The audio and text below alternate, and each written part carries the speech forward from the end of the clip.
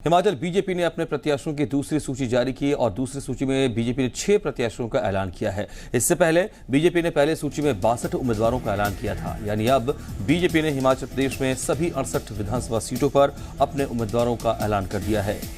दूसरी सूची में 6 उम्मीदवार जो घोषित किए गए उनमें देहरा से रमेश धवाला हैं, ज्वालामुखी से रविंद्र रवि, कुल्लू से महेश्वर सिंह, बड़सर माया देवी, हरोली से रामकुमार, रामपुर से कौल नेगी हैं।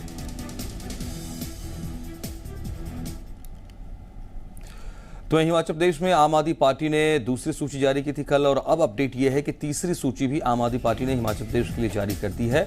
दूसरी सूची में 54 प्रत्याशियों का ऐलान किया गया था। आपको बता दें कि तीसरी सूची में 10 और प्रत्याशियों का ऐलान किया गया है।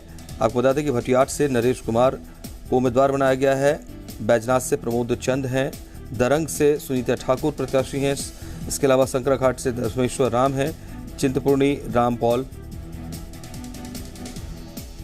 प्रत्याशी घोषित किया गया है। पच्छाद से आपको बता दें कि अंकुश चौहान हैं, उदय संगीता चौपाल से हैं, ठियोग से प्रोफेसर अतर सिंह चंडेल को उम्मीदवार बनाया गया है, जबकि कसुम्पटी से डॉक्टर राजेश चन्ना को उम्मीदवार घोषित किया गया है। तो आम आदमी पार्टी ने हिमाचल प्रदेश के लिए 10 उम्मीदवारों की तीसरी और अंतिम सूची जारी कर दी है। इसके साथ ही आपकी तरफ से सभी 68 सीटों पर उम्मीदवार उतार दिए गए हैं उनके, और जो तीसरी सूची जारी की गई है जिनमें जो नाम हैं उसमें 10 नाम हैं। आपको बता दें एक बार फिर से, भटियाट से नरेश कुमार हैं, बैजनाथ से प्रमोद चंद हैं, दरंग से सुनीता ठाकुर हैं, सरकाघाट से दसमेश्वर राम हैं, चिंतपूर्णी से राम पॉल, गगरेट से मनोहर डडवाल हैं, पच्छाद से अंकुश चौहान हैं, चौपाल में उदय सिंगड़ा को बनाया गया उम्मीदवार, जबकि ठियोग में प्रोफेसर अतर सिंह चंदेल और कसुम्पटी से डॉक्टर राजेश चन्ना को उम्मीदवार घोषित किया गया है।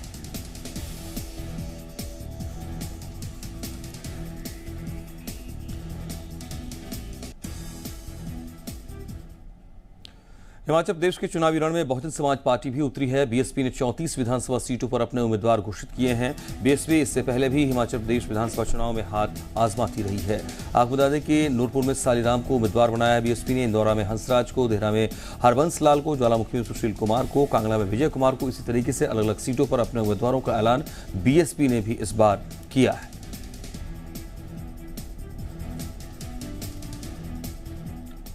हिमाचल बीजेपी जल्द ही अपना मैनिफेस्टो जारी करेगी। हिमाचल बीजेपी को अपना दृष्टिपत्र तैयार करने के लिए अब तक 25,000 सुझाव मिले हैं। हिमाचल बीजेपी मैनिफेस्टो कमेटी के अध्यक्ष प्रोफेसर सिकंदर कुमार ने जानकारी दी।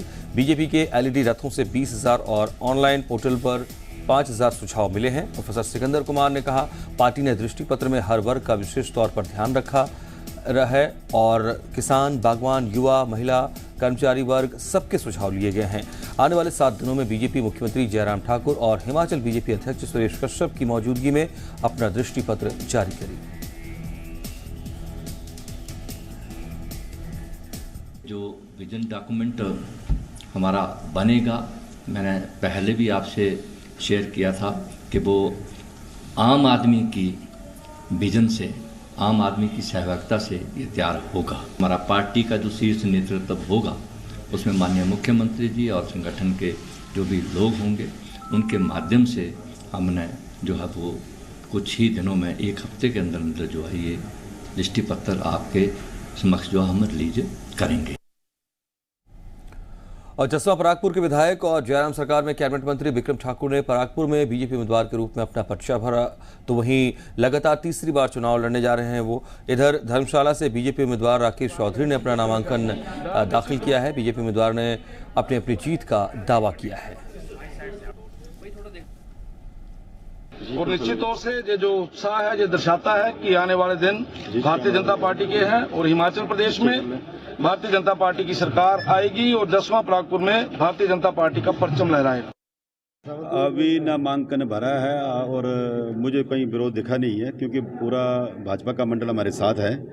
मैंने पहले भी कई बार ये बात दोहरा दी है कि बहुत बड़ा परिवार है भारतीय जनता पार्टी, और इस बड़े परिवार में छोटी मोटी बातें चलती हैं। वो सारी बातें जो बैठ के संवाद के साथ सुलझा ली जाएंगी, इसमें कोई दिक्कत वाली बात नहीं है। देखिए, चुनाव है और चुनाव को हमेशा चुनौती के रूप में देखना चाहिए। हमारे लिए चुनौती है, और जिस तरह से शीर्ष नेतृत्व ने हमारे ऊपर विश्वास जताया है, तो उनके विश्वास पे खरा उतरना हमारे लिए भी एक चुनौती है, और इस चुनौती को पूरी गंभीरता के साथ लिया जाएगा। और रणनीति बना के चुनाव जो है वो फाइट किया जाएगा। इधर द्रंग विधानसभा क्षेत्र से कांग्रेस प्रत्याशी कौल सिंह ठाकुर ने अपना नामांकन दाखिल किया। कौल सिंह ठाकुर 8 बार विधायक भी रह चुके हैं। हालांकि कौल सिंह ठाकुर को 2017 में बीजेपी के जवाहर ठाकुर से मात मिली थी, लेकिन एक बार फिर से वो जीत की ताल ठोक रहे हैं।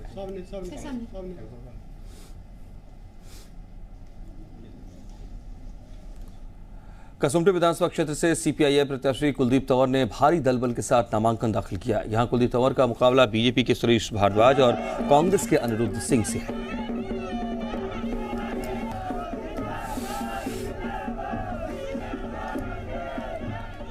खेल और संस्कृति के लिए जो ग्राउंड्स वगैरह है उसमें भी जो वन विभाग से क्लियरेंस की जरूरत पड़ेगी उसको प्राथमिकता के आधार पर, और विशेष रूप से मैं जो मेरा पुराना अनुभव रहा है वन विभाग में और जिस हिसाब से ये काम होना चाहिए वो हम इन लोगों की मदद करेंगे। इसलिए युवाओं में भी इस समय इस बात का उत्साह है कि शायद आने वाले समय में उनके पास प्लेग्राउंड्स होंगे।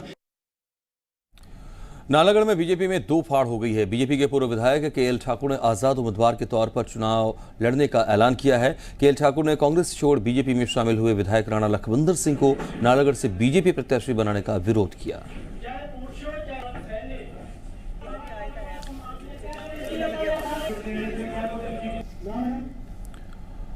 मंडी में कांग्रेस से इस्तीफा दे चुके आदित्य विक्रम सिंह ने बीजेपी का दामन थाम लिया। आदित्य विक्रम सिंह ने कांग्रेस की सूची जारी होने के बाद बीजेपी ज्वाइन की। आदित्य विक्रम सिंह ने मुख्यमंत्री जयराम ठाकुर की अध्यक्षता में बीजेपी का दामन थामा।